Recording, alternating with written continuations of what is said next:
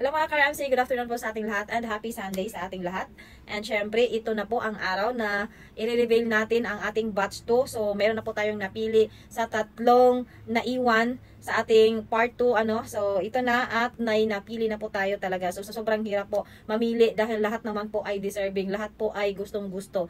So, itong napili natin ay pinag-isipan talaga at binasa ko ang mga comments ninyo. So, medyo natagalan tayo sa pagbabasa. So, at ito na ang ating final 3 na napili. So, ang una kong pangalan na babanggitin ay walang iba kundi si Chili Gomez Ontalan. So, congratulations po. Kayo po ang ating napili. And then, second, walang iba kundi si Joy Rabor Abindon.